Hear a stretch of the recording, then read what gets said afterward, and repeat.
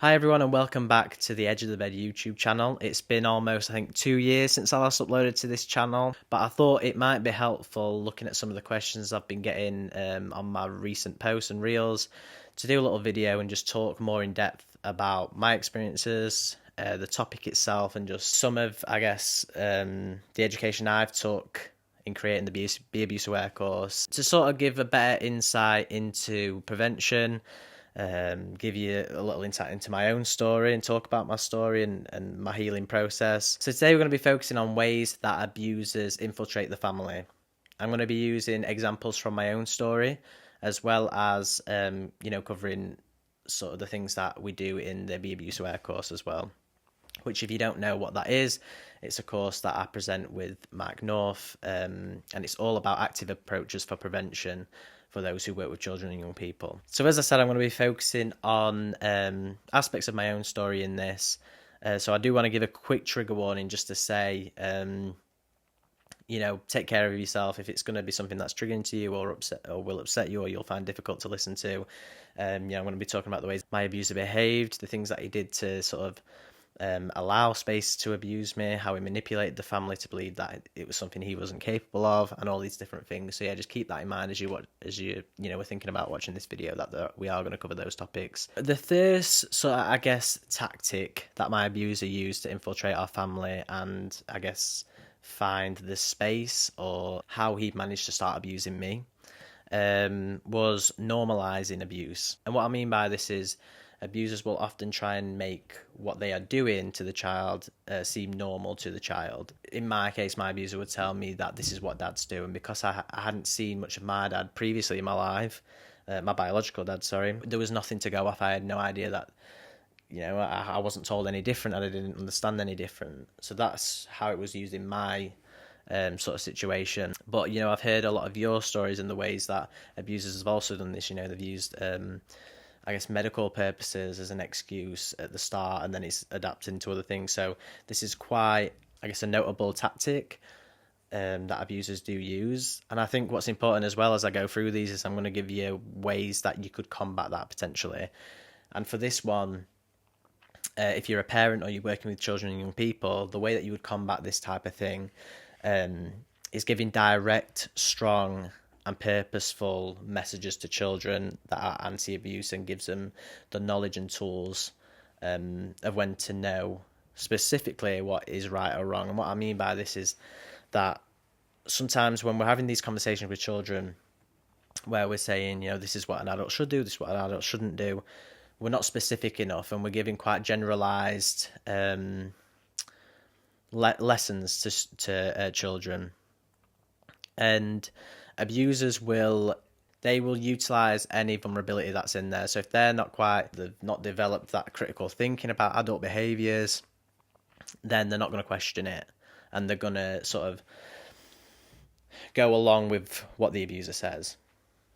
Another thing to think about is it's one of the main things that we focus on in Be Abuse Aware, is having the same anti-abuse message from different adults in the child's life. So if you've got your own child, speak to their grandparents, speak to their uncles, aunties, get them to maybe not have an in-depth conversation, but get them to have a small conversation that is anti-abuse, get them to explain to them what's appropriate and what's not.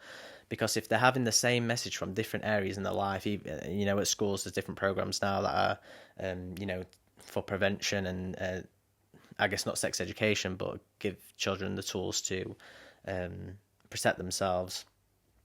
And yeah, if they're having that message from all different adults in their lives, it makes it harder for an abuser to fight against that or challenge those lessons and messages. All right, so another one, this is 2-in-1, this one. But abusers will often try to create conflict within the family unit to ensure that they are the closest one to the child. So this one's a really hard one to spot, but it's something that I can notice in my own story now when I reflect back and I look at some of the things that my stepdad did. And like I said, this is 2-in-1 because it also comes hand in hand with the abuser becoming the closest person to the child, or actively trying to be the closest person to the child. So these conflict creations, I can only give examples from my own experiences with this, because it's something that's not heavily covered in the literature. But so my abuser would constantly try and make conflicts between me and my mum and me and my sister, and it would be very subtle ways. It'd be sort of, I don't know, he'd get my mum to give a message to me, I guess, like, oh, you can't go on your PlayStation tonight. And it'd be his thing that he's created, this rule that he's created, but he'd make my mum come and deliver it to me. So then that starts to push our relationship away over time if this happens consistently over loads of different things, and it causes arguments. Whereas he plays, I guess, the good guy within that. This was quite early on. You know, I was called the spoilt child, you know, which, reflecting back, it's quite difficult to take that. But it's how they do it. They present as if, you know, they want a strong relationship with the child and they want to give the child what they want, when really it's all grooming behaviours. But in the home it can be really difficult to spot because it's done in these really subtle ways that he would try and become the closest person to me as well, other than creating conflict between me and other family members. Would be, he would pretend to be interested in the hobbies that I had. So he would come and play on the PlayStation with me, even though it's something that he didn't really care about, and you could tell that at the time. And then he'd use them spaces down the line to abuse me. Another thing is he would encourage my mum and my sister to do things, just them two, outside of the home, and so their relationship got closer, and I was kind of stuck with him, even at times if I wanted to go with them, you know. So that's another way as well, sort of separating the family. So ways that you can prevent that, or I guess try and equip your children to challenge that, as well as you challenging it yourself and being aware of it, is to always ensure that you are the go-to adult in your child's life. You know, if you've got a new partner and they are seemingly trying to get close to your child, it's okay to question why, even if it turns out to be innocent. You're doing, you know, you're fulfilling your role as a parent, looking into that and checking into that. Same with if it's a grandparent, uncle, auntie, whatever it might be. Question those relationships, and also, like, be present and be aware of what's going on in your child's life. Who are the adults that are consistently spending time with your children? Obviously, it's difficult because you want to balance this with, you know, not being over suspicious. But for me, in my head, and the things that I teach, I always say it's better to be safe than sorry, and sort of go with your gut with them things as well. I guess just generalise over all of these is quite important, is having trust in and building trust in relationships with your children, prioritising time to sit down with them and have, you know, we call them trusted talks in Be Abuse Aware, but it's kind of like once a week or once every 2 weeks, have designated time where you sit down with your child and you talk through, okay, like boundaries, what are our boundaries, reinforce what's right, what's wrong for an adult to do, encourage them to think critically about adult behaviours, you know, read a book with them, you know, when there's when an adult character does something wrong, explain to the child, oh, this adult's done something wrong, why do you think that, you know, get them to develop that critical thinking about adults' behaviours, so they can then spot if they see, you know, an adult in their lives creating conflict or doing something that is bad. Okay, so another tactic that abusers will often use is they'll put the pressure on the child to keep the secret. And the way they do this is they'll instill over time messages to the child about the consequences that might occur if someone else was to find out about what was happening to them. So my abuser, going back to the example of my own story, so he would often say, as I got older and the sexual abuse faded out, he would say things like, imagine what your friends would think if they found out about this, you know, they would think you were gay and things like that, and he would use this as kind of like a deterrent. He would say, imagine what it'd do to your mum, what you would do to your mum. So then, you know, when you're constantly being drilled with these messages, and other survivors have told me the same thing, you know, it makes you feel as though you've got to kind of take on the responsibility to keep this secret.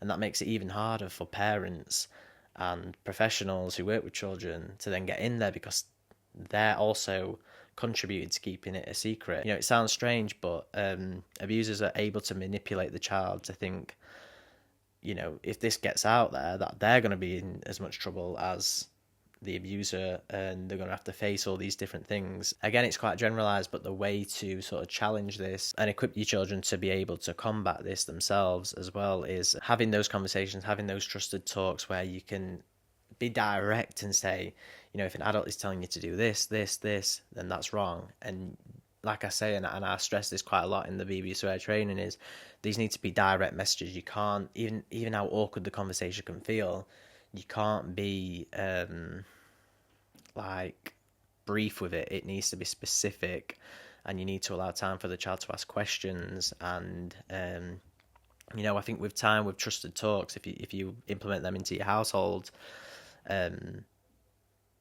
those conversations will become easier and easier. Another tactic that I've used, is they'll target a specific type of family. And, you know, I once read this article and it was about the dark web. This journalist had pulled out this piece from a dark web blog site for paedophiles, and it was a how-to guide in how to abuse children within the home. And it went through these steps of how to abuse children, basically. And on the first one was pick a family that has a single mother, low income, and these types of things. And that's something that stood out to me because that's the exact position that my mum was in when she met my abuser, and he used that to, he had money, we didn't, and he used that to get in really quickly into our family, and we moved into his house, I think, within like 6 months of knowing him, that enabled him more opportunities to abuse me. So I think being aware of your own family situation, and if you are in a vulnerable situation, be cautious of who you are letting into the child's life. Like I say, whether it be a friend or an uncle or whoever it might be, people who are going to abuse children will target that, and they'll use any vulnerability they can to do that. So another one that I would talk about, and it's one that people are already aware of, and it's probably the one that I guess when you go to like NSPCC, it's the one that they would pull out straight away and talk about. It's coercive control and threatening behaviours to keep children silent. And this came a little later on for me after the sexual abuse had faded out. My abuser would physically abuse me and emotionally abuse me into keeping silent. And this one, the signs, I think, are a little more easier to spot physically, physical bruises. And I think for me, my behaviour switched as well. So I would act more scared of him and more timid around him, and I would shut off quite easily around him. I also became quite depressed and suicidal when this was happening.